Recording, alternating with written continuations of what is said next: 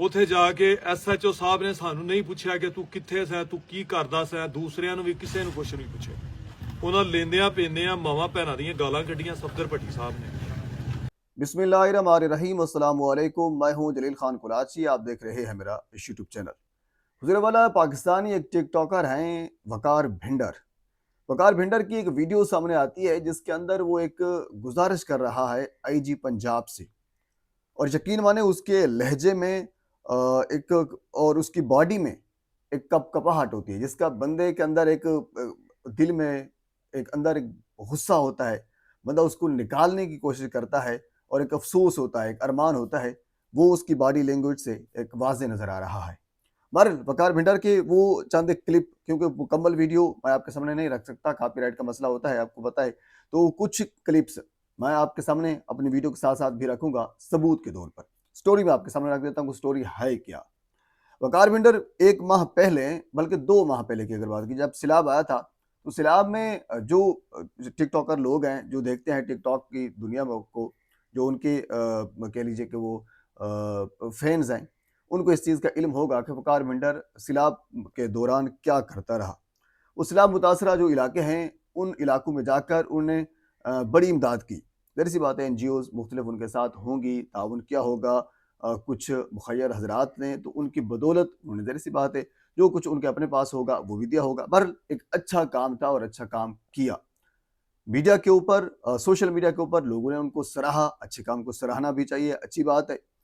उसके बाद अगला महीना जब आया, यानी आज से तकरीबन कोई 1 महीना 5 दिन पहले की बात है, वकार भिंडर जो बात कर रहा है, गुजरांवाला मॉडल टाउन में एक बंदे को फायर लगता है, जिसकी CCTV फुटेज भी सामने आ जाती है, और बाकी तमाम तर चीज़ें वाज़े तौर पर पता चल जाता है, क्योंकि CCTV फुटेज में देखा जा सकता है, तमाम तर जो कैमरों की फुटेज इकट्ठी की गई है कि फायर किसने मारा और कहाँ से बंदा आया, कहाँ पे गया, वगैरह वगैरह सारी चीज़ें सामने आ गई।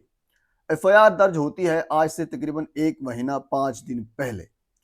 उस FIR में 109 का जो खाना होता है, उसमें वकार भिंडर को रखा गया, यानी मशवरे के तौर पर। यानी वकार भिंडर के ऊपर ये FIR में लिखा गया कि वकार भिंडर ने मशवरा दिया, तो इस मशवरे की बुनियाद के ऊपर उन लोगों ने उस बंदे के ऊपर फायर किया।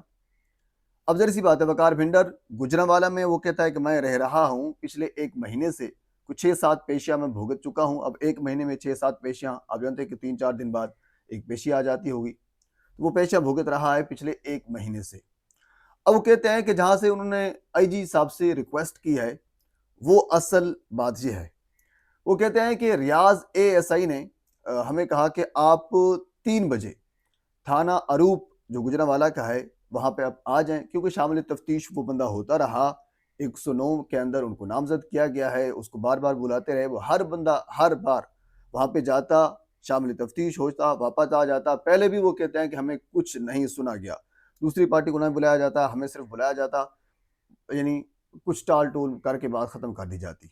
बहरहाल वो कहते हैं कि रियाज ASI ने हमें कहा कि आप 3 बजे थाने के अंदर आ जाएं, थाना रूप में SHO साहब आप बुला रहे हैं।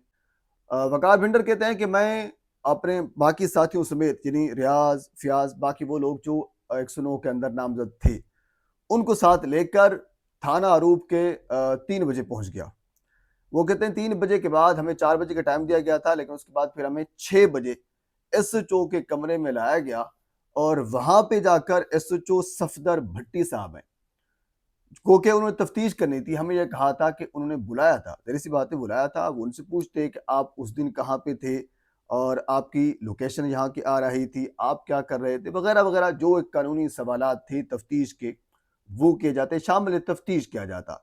वकार भिंडर कहते हैं कि हमें कुछ भी नहीं पूछा गया, हमें वाज़े तौर पर गालियां दी गई। अच्छा, ये अलमिया है पंजाब पुलिस का, यानी इसको पाकिस्तान के अंदर इसको तफ्तीश कहा जाता है। यानी जो आगे वाला बंदा होता है, अगर कोई माड़ा मोटा बंदा हो, तो जब भी उसको दबका लगाते हैं, तेरी ऐसी तैसी, तेरी माँ, तेरी बहन, इस तरह, वो बेचारा बंदा वैसे डर के कह देता है कि जी बिल्कुल ये मैंने किया है।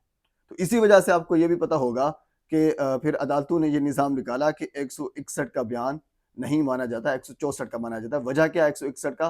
वो यही वजह है, इस वजह से नहीं माना जाता। यानी जो माड़ा मोटा बंदा होता है, उसको दबके लगाकर उसको ऊपर तशद्दुद करके बात अपनी मनवा ली जाती है, لیکن حیثیت یہ ہے کہ کورٹ کے اندر آپ کی بات کی ٹک کی اہمیت بھی نہیں ہے۔ بہرحال وقار بھنڈر کا الزام یہ ہے کہ صفدر بھٹی جو ایس ایچ او ہیں تھانہ اروپ گوجرانوالہ کے، انہوں نے باقاعدہ گالیاں دی۔ وہ کہتے ہیں کہ آئی جی صاحب سے ریکویسٹ ہماری یہ ہے کہ شامل تفتیش کریں، گناہگار ہیں گناہگار لکھیں۔ یہ نہیں کہا کہ گناہگار اگر نہیں ہیں تو نہ پھر بھی نہ لکھیں، گناہگار نہیں ہیں تو نہ لکھیں، اگر گناہگار ہیں تو گناہگار لکھیں، یعنی جو کچھ حقیقت ہے وہ لکھیں، شامل تفتیش کریں، جو سوالات پوچھ رہے ہیں وہ سوالات پوچھیں، گالیاں تو کم از کم نہ دینا۔ گالیاں دینا یہ وتیرہ بن چکا ہے، یہ انفارچونیٹلی پاکستان کے اندر یہ ہو چکا ہے۔ اچھا، دو چیزیں ہوتی ہیں پاکستان کے اندر، ایک تو جو بھی لوگ بیٹھے ہیں مختلف عہدوں کے اوپر، ان کو دو چیزوں کا بڑا شوق ہوتا ہے، ایک تو وہ چودراہٹ کے زمرے میں آنا چاہتے ہیں کہ ہماری چودراہٹ آ جائے، دوسرا کچھ مال پانی آ جائے۔ پچھلے دنوں آپ کو یاد ہوگا ڈھکی بھائی کیس کے حوالے سے، کیونکہ میں اس وقت لاہور میں تھا اور میں نے سارے وہ کیس کور کیا تھا خود جا کر، اور سرفراز چودھری صاحب تھے، وہ بڑے اس کے اندر کے حب الوطنی جاگی، اور وہ کہہ رہے تھے کہ میں ڈھکی جیسے بے شرم آدمی کو یہ کر دوں گا، میں وہ کر دوں گا، میں پاکستان کے اندر یہ ساری چیزیں ختم کر دوں گا۔ اور بعد میں پھر یہ پتہ چلا کہ موصوف کرپشن میں ڈوبے ہوئے تھے۔ جب ایم آئی اے نے اس کے اوپر ہاتھ ڈالا، ایک ہفتے کے اوپر تک پتہ بھی نہیں تھا کہ موصوف گئے کہاں پہ تھے۔ تو جو ان جیسے جو افسران ہیں، جس طرح یہ صفدر بھٹی صاحب ہیں یا جس طرح سرفراز چودھری صاحب تھے، کم از کم ان کو یہ سوچنا چاہیے تھا آپ کے اوپر بھی کچھ لوگ ہیں جن کی نظریں آپ کے اوپر ہوتی ہے، اور ہمارا کام ہوتا ہے نشاندہی کرنا آپ لوگوں کی۔ آپ کو کوئی رائٹ، کوئی حق نہیں بنتا کہ آپ کسی کو گالیاں دیں۔ شامل تفتیش کریں، گناہگار ہے تو گناہگار لکھیں، لکھ کر کورٹ کے اندر پیش کریں، کورٹ جانے، فیصلہ جانے، بات ختم کریں۔ سیدھا سادہ سا ایک سمپل سا طریقہ ہے، آپ اس کو خواہ مخواہ الجھا کیوں رہے ہیں پچھلے ایک مہینے سے، اور یہ تاریخ پہ تاریخ، اور پھر شامل تفتیش کے نام پہ بلا کر ان کو گالیاں دینا، یہ ایک انسانیت کی تضحیک ہے جو آپ کر رہے ہیں۔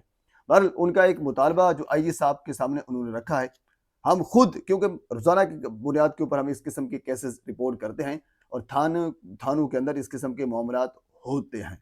بہرحال آئی جی صاحب کو خصوصاً اس کیس میں بھی اور اس کیس کے علاوہ پنجاب کے اندر مریم صاحبہ کو بھی خصوصاً یہ توجہ دینی چاہیے کہ تھانہ کلچر کو کم از کم بہتری کی طرف لے کر جانا چاہیے۔ کوئی بھی ایک شخص جو اپنی فریاد لے کر جائے، کم از کم اس کو گالیاں تو نہ دی جائے نا، اس کو سنا جائے، اگر اس کا ریئل مسئلہ ہے تو حل کیا جائے، نہیں ہے تو بات ختم کی جائے، کم از کم سنا جائے، گالیاں اس کو نہ دی جائیں۔ یہ تھانے کے اندر ایک یقین مانے اتنا ڈر اور خوف ہے، عام بندہ جاتا نہیں ہے، ان کو پتہ ایسے چو جس طرح بات کرے گا، چلے تو کہاں سے آ گیا، کیوں آیا، یہ آ گیا، وہ ہو گیا۔ بہت سے کیسز ہم نے ایسے دیکھے ہیں جو اس ڈر سے جا کر رپورٹ ہی نہیں کرواتے کہ ہمیں جا کر اس قسم کے سوالات کیے جائیں گے، اور اس کے بعد اپنی یعنی جو بچی کچھ عزت ہے اس کو بھی کھو دیتے ہیں۔ تو بہرحال یہ ایک کلچر ہے جو پاکستان کے اندر ایک معراج کے اوپر ہے، اس کو گرانا چاہیے، اور جو آئین و قانون کے مطابق فیصلے ہیں وہ کرنے چاہیے۔ بہرحال ایک ایشو تھا جو میرے سامنے گزرا، اور میں نے سوچا کہ میں بھی اپنی آواز اس کے اندر شامل کروں، آئی جی صاحب تک ہو سکتا ہے ہماری آواز پہنچ جائے اور پھر اس قسم کو کوئی نظام ہمارے سے وجود میں آئے۔ بہرحال اس کے علاوہ اگر کوئی مزید اپڈیٹ ہمارے تک پہنچتی ہے تو بر وقت آپ تک پہنچانے کی کوشش کروں گا۔ ایک مرتبہ آپ سے گزارش ہے میرے چینل کو سبسکرائب کر دیں تاکہ آنے والی ہر انفارمیٹیو ویڈیو آپ تک پہنچ سکے۔ اللہ حافظ۔